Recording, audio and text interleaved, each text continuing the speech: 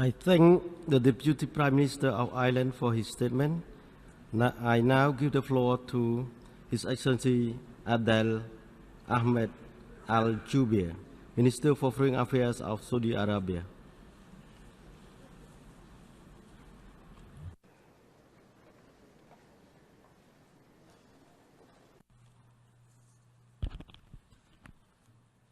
Bismillahirrahmanirrahim.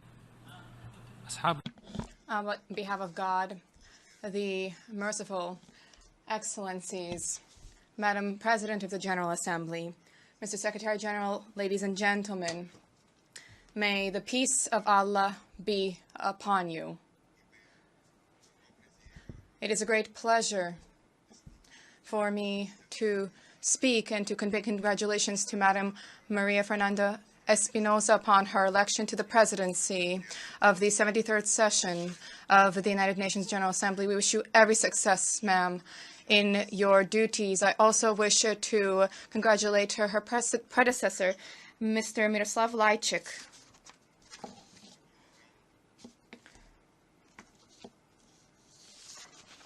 President of the 72nd General Assembly.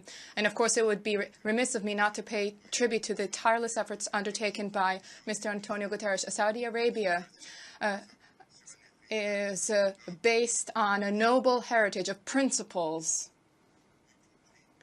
which include a focus on peaceful solutions to conflict while preventing escalation of conflict. We have undertaken mediation efforts. The peace agreement that was arrived at in Jeddah recently, under the sponsorship of the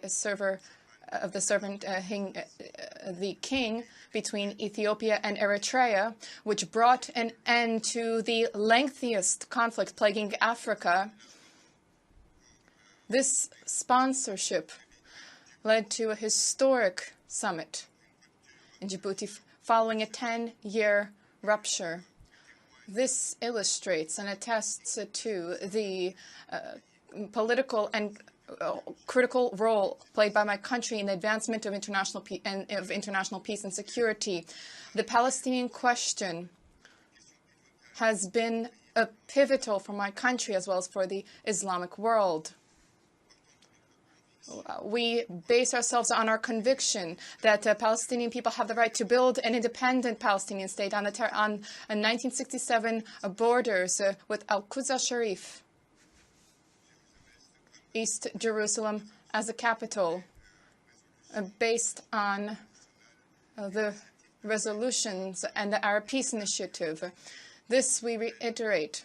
We reiterate our call for stepped-up efforts to bring an end to this conflict, which is the longest that had plagued the region. Houthi militias depend on Iran. They continue to launch ballistic missiles manufactured by and from Iran to Saudi cities with 199 missiles. These activities are geared towards destabilizing safety of navigation in the Bab el-Mandeb region and the Red Sea. We reiterate our commitment to a political settlement to the crisis in Yemen on the basis of the three references: our Gulf Initiative, the outcomes and conclusions of National Yemeni Dialogue, as well as UN Security Council resolutions. We shall continue to facilitate all humanitarian efforts to end the disaster plaguing the fraternal Yemeni peoples. We have sought to support the Yemeni economy, including recently with the establishment of a $2 billion fund based at the Central Bank of Yemen, which was ordered by His Majesty King Salman bin Abdul Aziz, the servant of the two sacred places, for a humanitarian support provided over the past 4 years in Yemen amounts to $13 million. Ladies and gentlemen, sir, terrorism and extremism are major challenges faced by the world. Our region has never been spared from the scourge of terrorist groups. We would call for and reiterate our call for greater international cooperation to end terrorism in all of its forms, to dry up funding sources of terrorists, to punish those who support terrorists and those who facilitate their activities in any way. The efforts of our kingdom to that end are clear. My country has set up institutions that oversee the fight against terrorism and extremism and help to facilitate those efforts. I would note the International Center for the Fight Against Terrorism and the Extremist Doctrines, Adel is its name, the Islamic Military Coalition to Combat Terrorism, which includes 40 states, the United Nations Center to Combat Terrorism, for which my country provided $110 million. Sir, Iran continues its terrorist activities and its aggressive conduct. The Kingdom of Saudi Arabia wishes to voice its support for the United States' recent strategy in dealing with Iran, including seriously dealing with its nuclear and ballistic missile programs and its support for terrorism. Saudi Arabia believes that in order to achieve peace and stability in the Middle East, what is necessary is to deter Iran in its subversive policies. Iran has trained terrorist militias, armed terrorist militias, has provided them with ballistic missiles. They have conducted assassinations against targeting diplomats, acts of aggression against diplomatic missions. This is a sectarianism and interference in the internal affairs of the region. Such aggressive conduct constitutes a glaring breach of all international laws and treaties, of Security Council resolutions, which renders Iran, Iran should be held accountable in the international legal system. Sir, ladies and gentlemen, as part of our resolute efforts, we continue to counter and combat terrorism in my country with the assistance of the United Arab Emirates, the Kingdom of Bahrain, the Arab Republic of Egypt, with a collective boycott against Qatar. This has now lasted for 15 months. A country which supports terrorism, which hosts extremists, which introduces hateful rhetoric through its media outlets, which fails to uphold its obligations under the 2013 Riyadh Agreement and the auxiliary Riyadh Agreement later in 2014.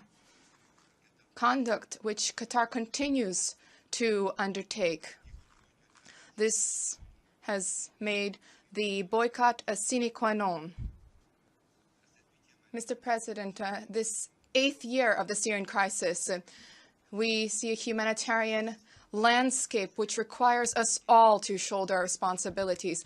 My country has, from the very first day of the outbreak of the crisis, has sought to place the Syrian citizen, the Syrian individual, at the heart of our efforts. We have endeavored to ensure that Syrian people can arrive at their ambitions to live on their own soil. For this reason, on the basis of our convictions, we reiterate the need to respect Security Council Resolution 2254 to arrive at a political settlement in line with the Geneva I Declaration principles. Sir, Saudi Arabia is a country which supports legitimacy in Libya.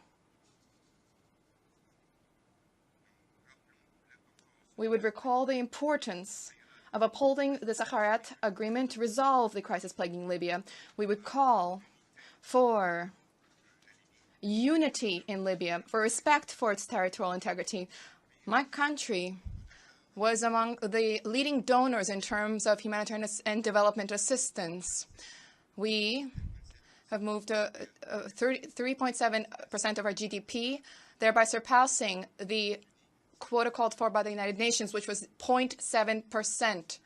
Sir, ladies and gentlemen, the international regime that has existed for centuries is rooted in national sovereignty.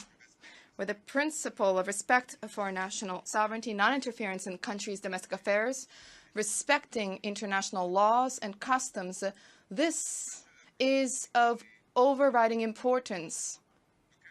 There is no discussion of this. This is not up for discussion. Sovereignty is a red line that cannot be crossed. My country repudiates any and all intervention in domestic affairs for the aims of establishing any diktat by any country. The governments of countries with King Salman Abdel Aziz and the Crown Prince, Prince Mohammed bin Salman and Prince Aziz, have placed the Saudi citizen at the heart of development, and this on the basis of Vision 2034 development to open the door to the future of our citizens. Thank you, madam. Thank you, sir. Doy las gracias. I would like to thank the Minister for Foreign Affairs of Saudi Arabia for his statement, and I would now like to give the floor to the Minister for Foreign Affairs and Trade of Hungary, Peter Sihato. You have the floor, sir.